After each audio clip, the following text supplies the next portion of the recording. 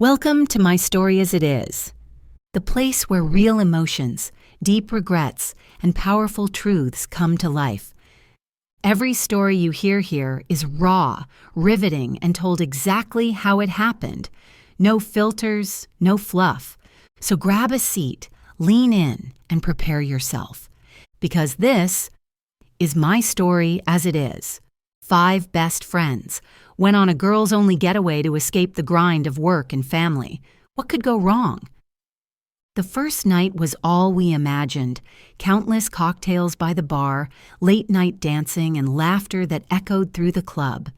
But the next morning was a different story. We woke up in our luxurious hotel suite wearing only underwear, makeup smeared, heads pounding with the kind of pain that only comes after a night of reckless partying. The room was spinning slightly, and the distinct taste of tequila and something metallic still linger on my tongue. I was the first to open my eyes. My stomach churned, not from the hangover, but from the feeling that something was wrong. A deep sense of dread crept over me. Something had happened, and the scary thing about it was I couldn't remember. Then I saw them, scattered across the hotel suite like broken dolls. Jasmine was curled up on the armchair, mascara streaked down her cheeks. Lena lay half off the bed, one heel still on. Priya was sitting against the wall, knees pulled to her chest, arms wrapped around herself like she was trying to disappear. And Zoe was standing by the minibar, staring into nothing. "What happened?" I croaked.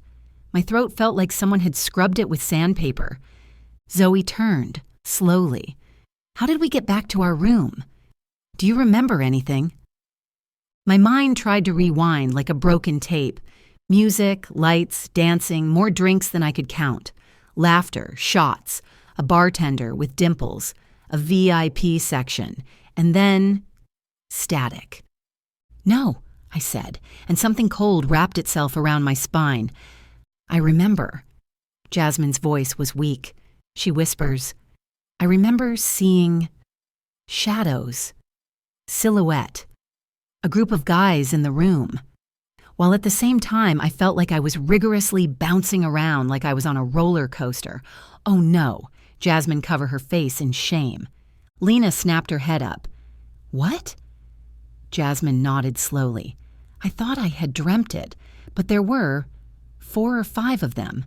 I couldn't see their faces, just outlines. They were standing at the foot of the bed." The room went completely still. No one spoke. "I feel," Priya whispered, "I feel like something happened to us." No one responded, because we all felt it too. Violated, dirty, empty. The air turned heavy with unsaid truths. One by one, we checked ourselves. Clothing misplaced, bruises that didn't belong, a dull ache in places we didn't want to think about. That's when Zoe spoke. "This isn't my underwear I'm wearing." This wasn't just a bad night out. We were drugged and taken advantage of. We spent the rest of the day in silence. Some of us cried. Some stared blankly at the wall. We didn't report it. We didn't call the police. What would we say? We didn't remember anything. No names, no faces, no proof. Just the lasting sensation of discomfort in private places. It was painful, physically and mentally. Priya started crying. "My husband had a vasectomy. We're not planning on having any more children. What if I get pregnant? What will I tell him? Or even worse, what if I contracted a STD? If you're liking this life story so far, please consider giving it a thumbs up or subscribing. Maybe share with a friend or two, and please let us know where you are listening from. Let's continue. The next night, someone put a big brown envelope underneath our hotel room door. Zoe was the one who opened it. Her scream still haunts me. Inside was a blown-up photo. All 5 of us, unconscious, naked, tangled in each other like mannequins in a twisted window display, and behind us, blurred shadows of men. A typed note, It read, "Need not worry about STDs. They all used a condom, I made sure of that. 5 million is a small price to pay for what you've done to me. Or this goes viral. No police, you have 5 days." Signed S. That's when our holiday became a nightmare. At least we don't have to worry about contracting STDs, a small part of the problem. We didn't sleep. We didn't eat. Every knock on the door made us jump. Every man who looked at us too long felt like a suspect. Hotel staff, waiters, taxi drivers, even the concierge.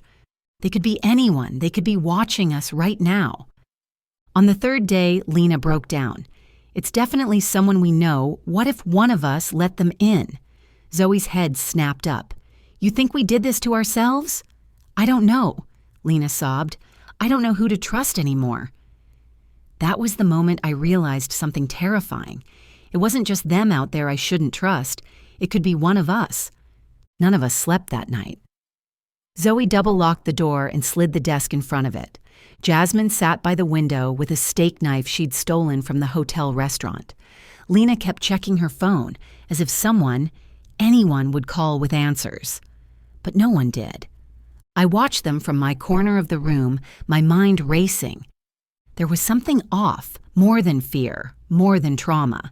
We were being watched, toyed with, and worst of all, I couldn't shake the feeling that one of us knew more than she was letting on. On the fourth day, another envelope arrived. This time, it was slipped under the door while we were all in the room. Priya was the first to spot it. "That wasn't there 5 minutes ago." Zoe lunged for it and tore it open. Inside, a USB drive. With a note, "Enjoy the show," signed S. We stared at it like it was a live grenade. No one wanted to plug it in, fearing what it might reveal. "I'll do it," I said finally, grabbing my laptop. The file was a video, no timestamp, no sound.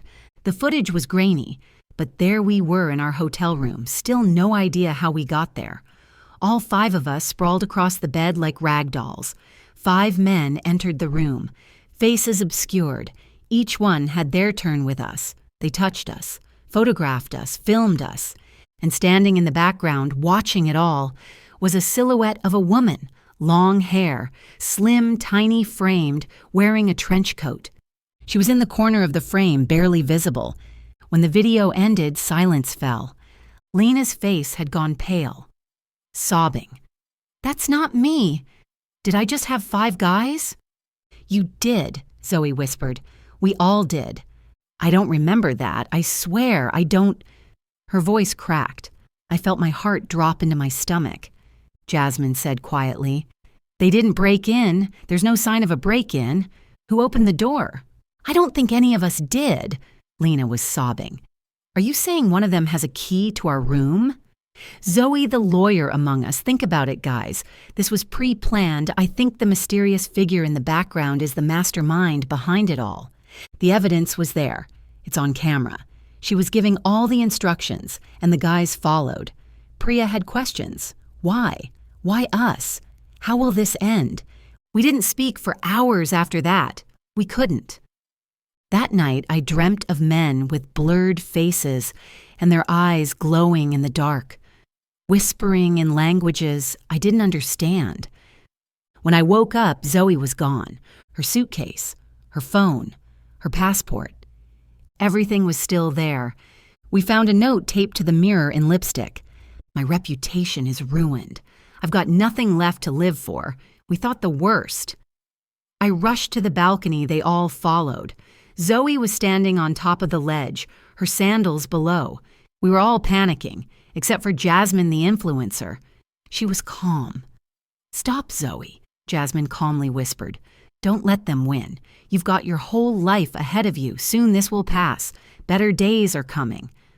Zoe still wasn't convinced. In a squeaky tone, she said, "The video, all those guys, my reputation. Always remember that I love you guys. Tell my family that I love them." Jasmine with a final effort to save Zoe. "We love you too, but this is not how we want to remember you. I know you as a fighter, not a quitter. We can fight this together."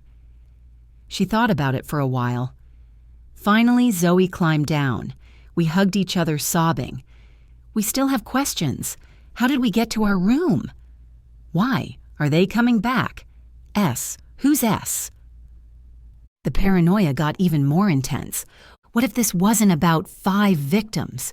What if this was a setup? What if Zoe or Lena or someone else had planned this? And worse, what if we were never supposed to make it home at all? The blackmailer obviously knows that we can afford $5 million. We used to be respected. Zoe was a corporate attorney with a perfect record and an even more perfect reputation. Jasmine ran a 6-figure influencer business with luxury brand partnerships and 1 million followers. Lena was in PR, top tier, high end, the kind that whispers into the ears of politicians and CEOs. Priya was a doctor. And me? I worked in finance, portfolio management, risk analysis. I made millionaires out of people who didn't even know what to do with their first 1,000. We weren't supposed to be in this kind of mess. But the moment that photo showed up, our lives became leverage. Blackmailing us? Priya had said, voice trembling. They picked the wrong group. No, they picked the right group. They knew exactly who we were. They knew what we had to lose. We started turning on each other. Jasmine was convinced Lena had orchestrated the whole thing. Lena swore she was being framed. Priya stopped talking entirely. She just sat in the bathtub, rocking back and forth, headphones in, ignoring the rest of us. Then someone hacked our emails. We each received a message forwarded from our personal accounts to our employers, families, partners. Subject line, "You should know who she really is." But the emails hadn't been sent yet. They were in drafts, waiting, and all they needed was a click. "I'm leaving," Jasmine said, pacing the room. "I'm not waiting around for this to blow up. I'll pay them."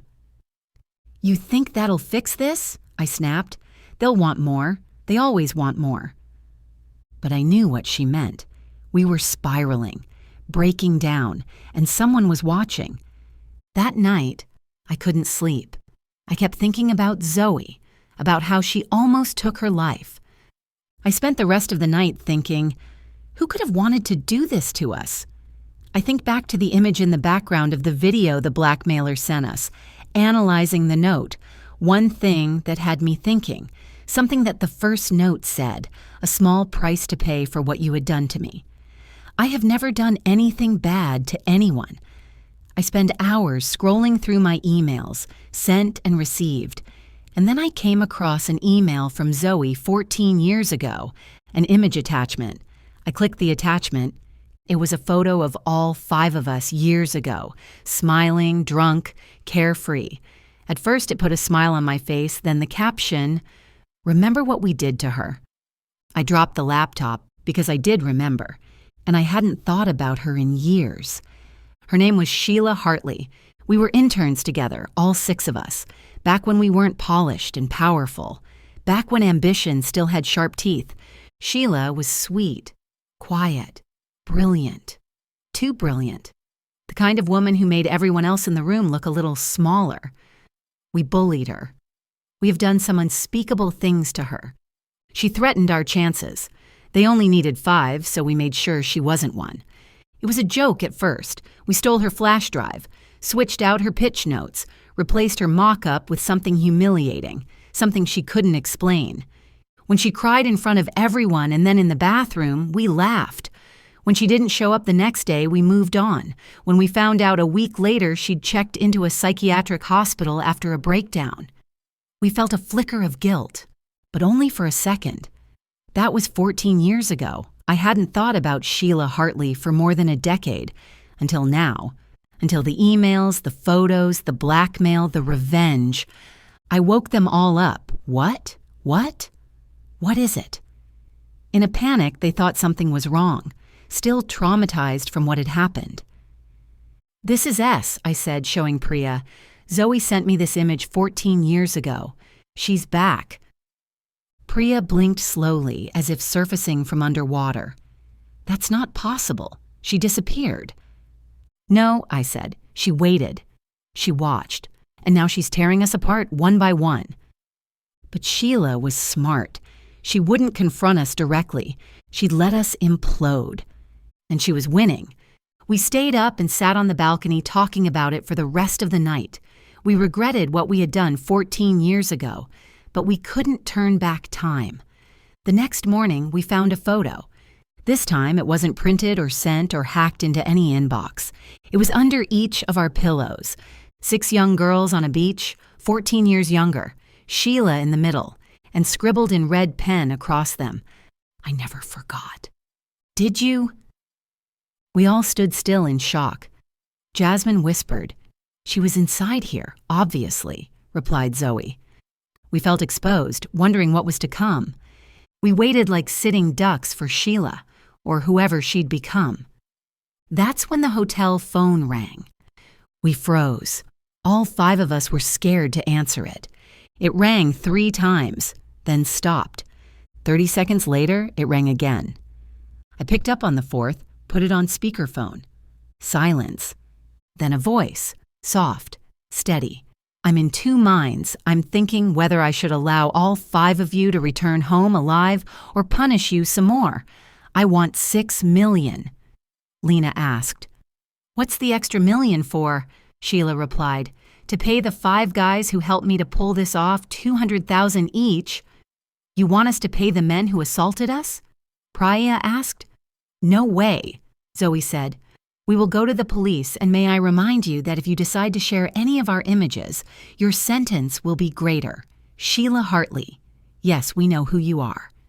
Sheila replied, I have nothing left to lose. Do you have any idea what I've been through? When I went into the psychiatric ward, they drugged me up. I was there for 5 years, and during that time, I suffered unspeakable assaults from the staff, male and female, mentally and physically. This happens daily. At times I was unable to walk, but I survived. Due to the prolonged assault, unlike the 5 of you, I'm unable to bear children. We sobbed unconsolably. What happened to us wasn't right in any way, but it couldn't compare to what you had been through. We begged for her to forgive us. We promised to give her the money. We made arrangement to deliver the cash to Sheila. We met up with her outside of our hotel. She wasn't hiding or concerned that we might be waiting for her with the police. Like she said, she's got nothing to lose. She promised not to post our images. This wasn't about blackmail anymore. It was about revenge and punishment. And we knew exactly who was holding all the cards. We ruined Sheila's life. 6 years on, she hasn't reached out to us for any further payments, but Zoe has been keeping checks on her and found out that she is the founder of an institution that helps and supports people who have experienced trauma and was supported by some big spenders. Sometimes I still wake up at night thinking about what we have been through, but any time I remember the trauma that Sheila went through, I cried and closed my eyes and try to fall back to sleep. Because guilt doesn't disappear even if you pay it off, no matter how small it is. If this story held your attention, subscribe and tell us where you're listening from. Until next time, don't forget, some truths never die.